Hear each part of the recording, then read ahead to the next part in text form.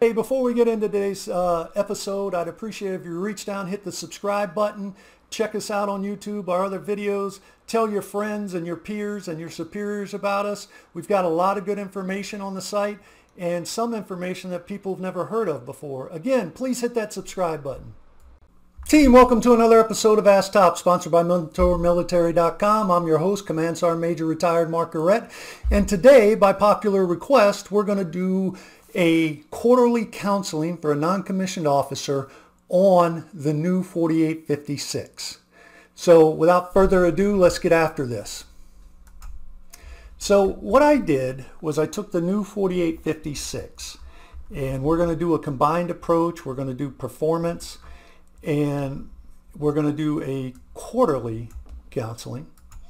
So in key point 1, they talk about Army values. So what I did was I put down all the Army values and what the definition the Army says those values are. Now, here's a little bit of a descriptive about the Army values. When a soldier exhibits Army values, it means they are demonstrating a commitment to these core principles and living up to the high standards of conduct expected of all Army personnel.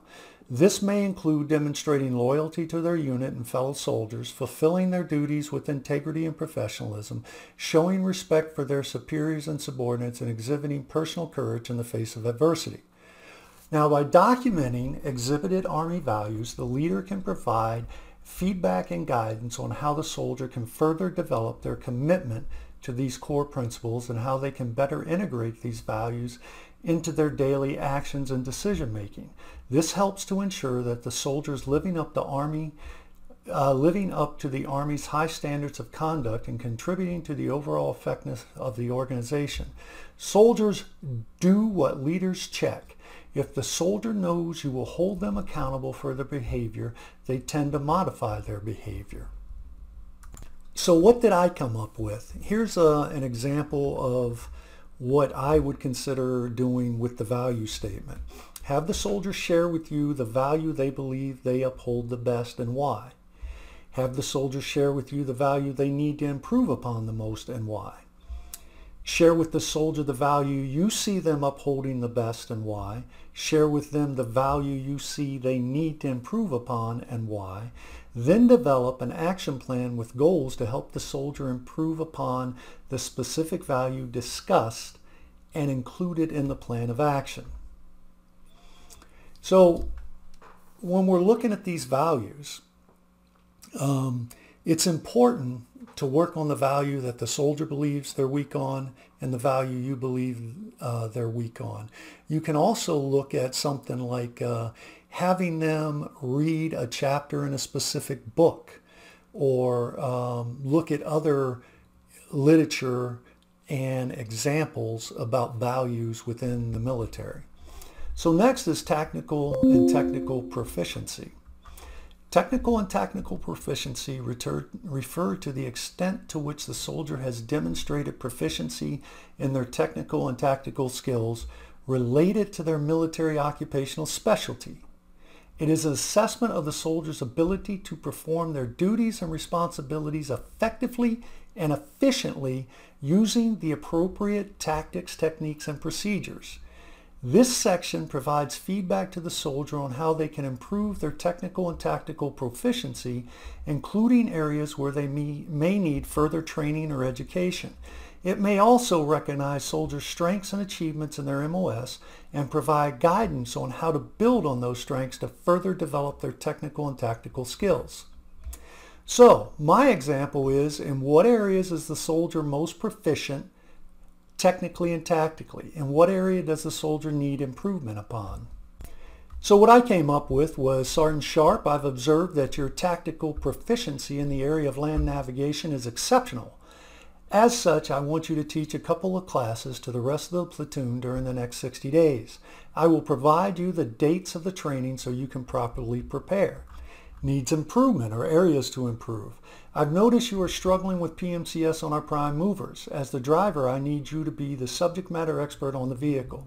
I want you to study the -10 manual over the next 30 days. You will then brief me on what you have learned. I expect you to take pride in your vehicle and know everything there is to know about your vehicle. Another option, during your initial counseling, I provided you a directive to evaluate your squad and have a training plan prepared for the upcoming external evaluation. I had to prompt you several times to get the plan, and when I received the plan, it was not to standards specified. Another option, to date you have failed to identify soldiers in your squad who require driver's licenses. This is a requirement I gave you during our initial counseling. I've asked you twice for this information. You still have not received it. This is unacceptable. Final option, in our initial counseling, I also directed you to become familiar with the members of your squad. However, I found that significant events have happened and that you did not know of them. For example, Specialist Jones' wife had a baby. Communicating effectively refers to the extent to which a soldier has demonstrated the ability to effectively communicate with others in both written and oral form. It is an assessment of the soldier's communication skills, including their ability to listen actively, convey information clearly, and tailor their message to the audience. This section of the form provides feedback to the soldier on how they can improve their communication skills, such as practice active listening, using clear and concise language, and adapting their communication style to different situations and individuals. It may also recognize the soldier's strengths and achievement in communicating effectively and provide guidance on how to further develop skills in their daily duties and interactions with others. Example, Sergeant Sharp, I observed your verbal communication, active listening skills, and I'm impressed with how you interact with your team members and superiors. Keep up the good work. Areas to improve. Sergeant Sharp, I'm concerned about your written communication skills. As a non-commissioned officer, you need to be able to communicate in writing just as well as you do verbally. I would like to offer you the opportunity to work with me in writing reports, awards, and sample evaluations to help you in this area.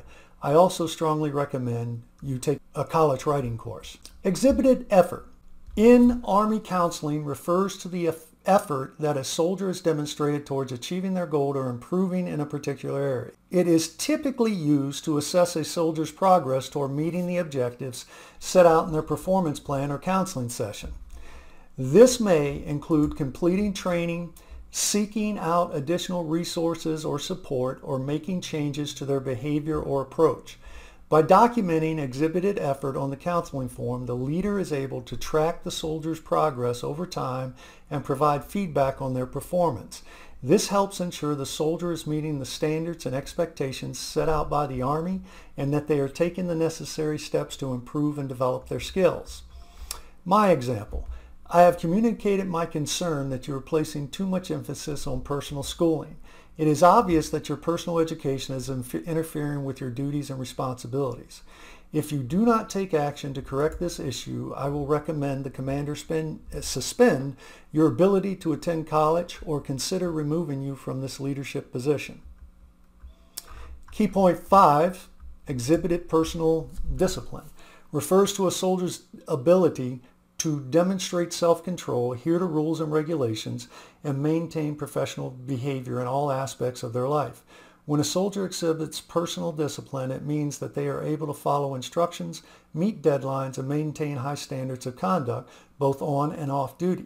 This may include demonstrating self-control in difficult situations, avoiding behaviors that may negatively impact their career or the Army's reputation, and adhering to Army values and standards. Exhibited personal discipline may be assessed based on the soldier's adherence to the performance plan, their ability to meet established standards and objectives, and their general conduct and behavior. By documenting this trait on the counseling form, the leader can provide feedback and guidance on how the soldier can further develop their personal discipline and maintain a high level of professionalism in their duties. My examples, promotion recommendation potential. You will be eligible for staff sergeant in the secondary zone in the next year based on your current level of performance. I do not believe you are ready for promotion in the secondary zone. I strongly encourage you to work on the areas we discussed. Concerns.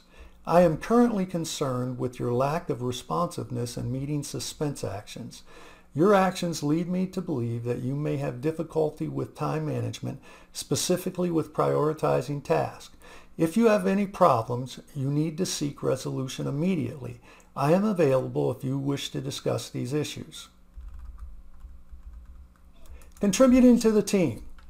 Contributing to the team refers to a soldier's ability to work effectively with others towards achieving common goals and objectives. When a soldier contributes to the team, it means they are actively engaged in team activities, share information, offer ideas and solutions, and work collaboratively to achieve the mission.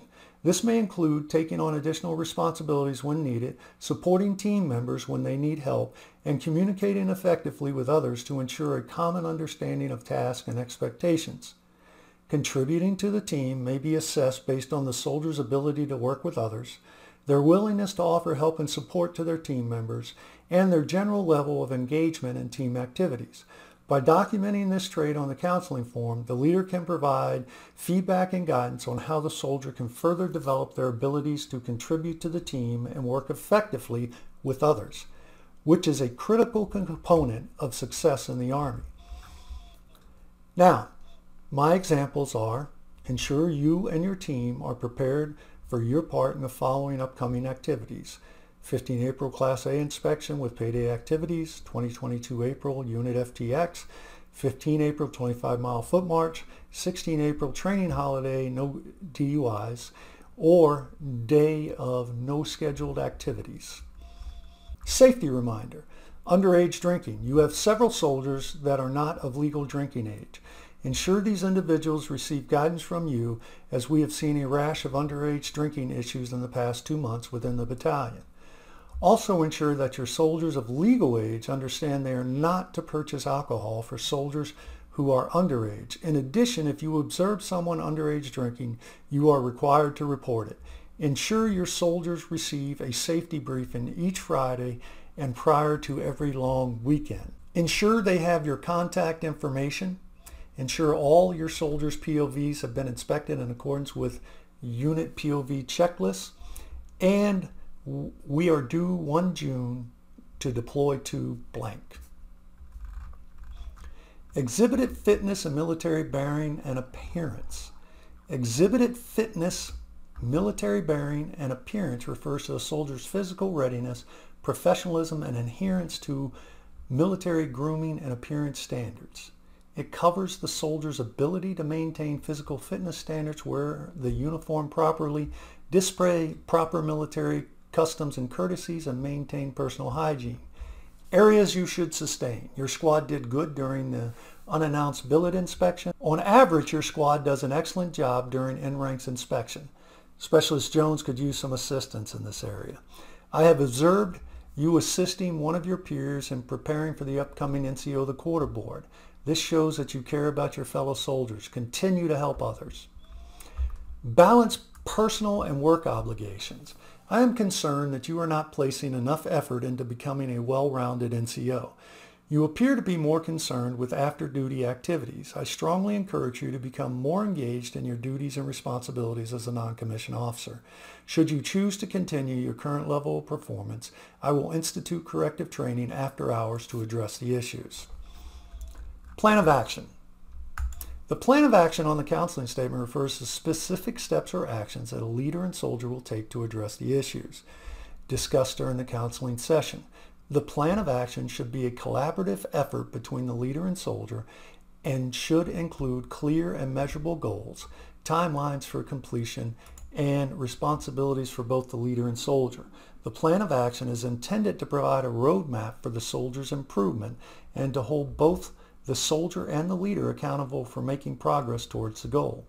Having specific, measurable, realistic, time-based objectives and milestones will help the soldier stay focused and motivated towards achieving their goals, and will also help the leader evaluate the effectiveness of their counseling and determine if any adjustments need to be made to the plan of action. Below defines specific terms as they apply to goals and milestones. Specific. The objective should be well defined and specific to the issues discussed during the counseling session. Measurable. The objective should be quantifiable so the progress can be tracked and evaluated. Realistic. The objective should be achievable and within the soldier's capability to accomplish with necessary support and resources. Time-based. The objective should have a specific timeline for completion, indicating when the objective should be achieved. Milestones. The objective should be broken down into smaller achievable milestones that can be monitored to track progress towards the overall objective. Now, in this example, I didn't give a specific plan of action. My goal here was to talk about what a plan of action is supposed to be. And there are other videos out there that you can review on plan of action. Implementation start time refers to the date or time frame when the plan of action should be initiated or put into action by the soldier being counseled. It's an important component of the plan of action as it sets clear and specific timelines for the soldier to begin working towards their goals and objectives. Assessment. The assessment date time frame refers to the period that the leader and soldier agree to assess the progress made towards achieving the objectives and milestones set in the plan of action. This time frame should be specific and realistic and typically ranges from several weeks to several months depending on the goal being pursued.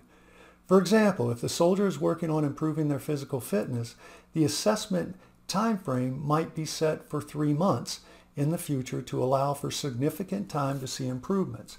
If the soldier is working on a specific skill or task, the assessment time frame might be set for 1 month in the future to allow for regular practice and feedback. The assessment date is an important tool for measuring progress and determining whether adjustments need to be made to the plan of action. So your assessment for monthly and quarterly counseling could be something that is as simple as see next quarterly or next monthly counseling statement dated this date. Or you could specifically fill out the assessment form for this quarterly saying what was achieved since the counseling, and then say see quarterly counseling dated whatever the next quarterly counseling date is in the future. Session closing. The session closing block refers to the final part of the counseling session where the leader and soldier discuss the overall progress and outcome of the session. It is an opportunity for the leader to summarize key points discussed during the session and to reemphasize the importance of the plan of action to the soldier. During the session closing, the leader should ensure the soldier understands what is expected of them, what they need to do to meet the objectives and goals outlined in the plan of action. The leader should also provide the soldier with feedback on their performance and offer any additional guidance or support needed to ensure the soldier's success. The session closing is also an opportunity for the leader to encourage the soldier to recognize any positive behavior or progress made during the session. Finally, the leader and soldier should sign the form to acknowledge they have discussed and agreed to the plan of action and any other issues addressed during the session. Also, I don't have this put on the form, and there are other videos out there about the session closing. This is also the perfect opportunity for the soldier to annotate anything they disagree with.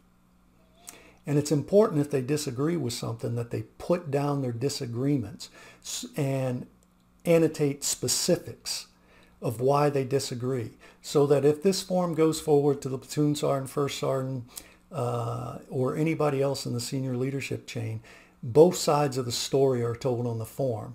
If you agree, you know, I've heard that all you're doing is agreeing that the information and the key points of discussion is acceptable. I would never use that definition. If you disagree with something on the form, mark disagree and put your information in the session closing block. You can also put down, hey, I request 48 hours to write my response and initial it. You could also put down see attached. But either way, if you disagree with something on this form, write down your disagreement. Leader responsibilities. Leader's responsibility block refers to the action that the leader is responsible for taking to support the soldier's development and achievement of goals. This includes providing guidance, training, resources, and feedback to the soldier, as well as regularly reviewing progress and adjusting the plan of action as necessary to ensure success. The leader is also responsible for ensuring the soldier has a clear understanding of the expectations and standards, and that they provide it with the necessary support to meet those expectations. You know, let's use an example. You've given the soldier the responsibility to clean the bathroom floor or the latrine floor. You must provide the tools for them to do that. The broom, the mop bucket, the chemicals used for that action, stuff like that. So you cannot give them something that's unrealistic. It must be realistic, and they must have the resources, and you must also give them the knowledge. If they're short on the knowledge, you need to coach, teach, mentor them, not only what is expected, but how to do it. So now we're going to talk about the assessment of the plan of action. Plan of action, goals reached and modified. The plan of action reached and modified means the plan of action that was established during the previous counseling session is being reviewed to determine if the goals were achieved or if any modifications are necessary. It is a process of evaluating progress and making adjustments as needed to ensure that goals are met. For example, if the plan of action was to improve the soldier's physical fitness level by a certain amount within a specific time frame, this section would be used to assess whether or not that goal was achieved.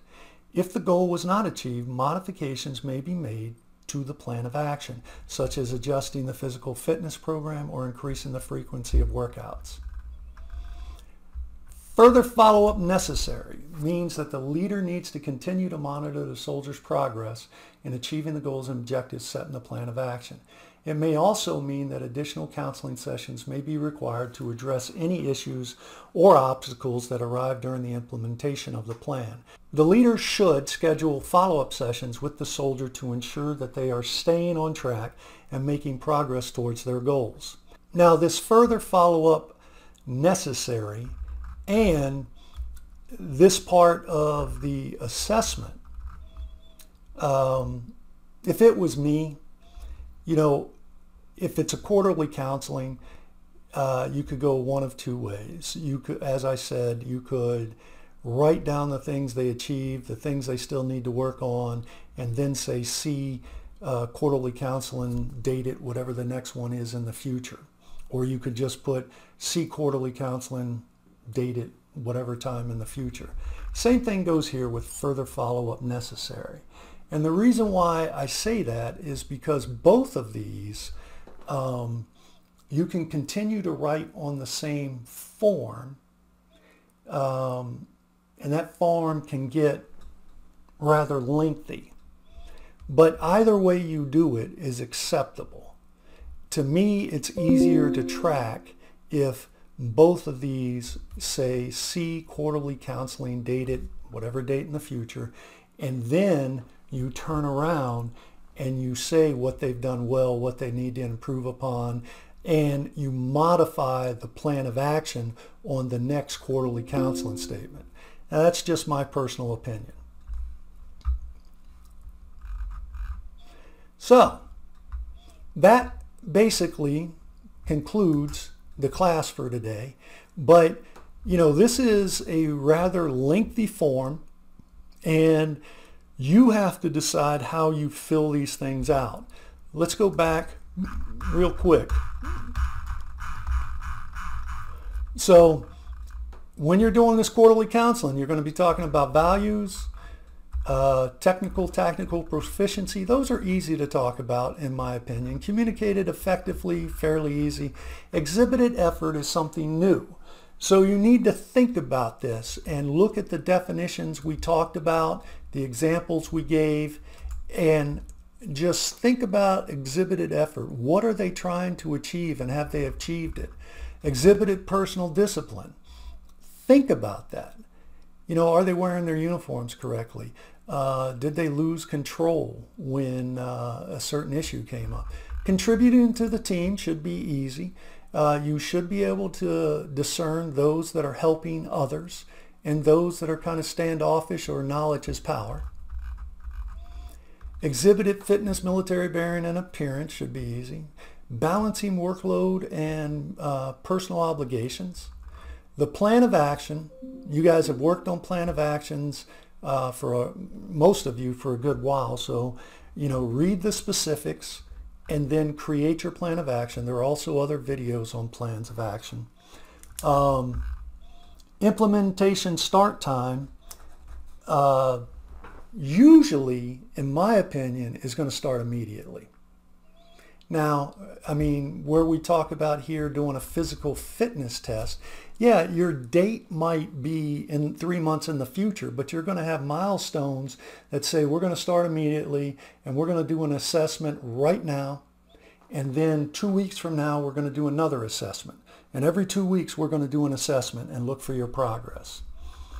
As I said, session closing is important for the leader, but it's also important for the soldier. If you disagree with something, write it down.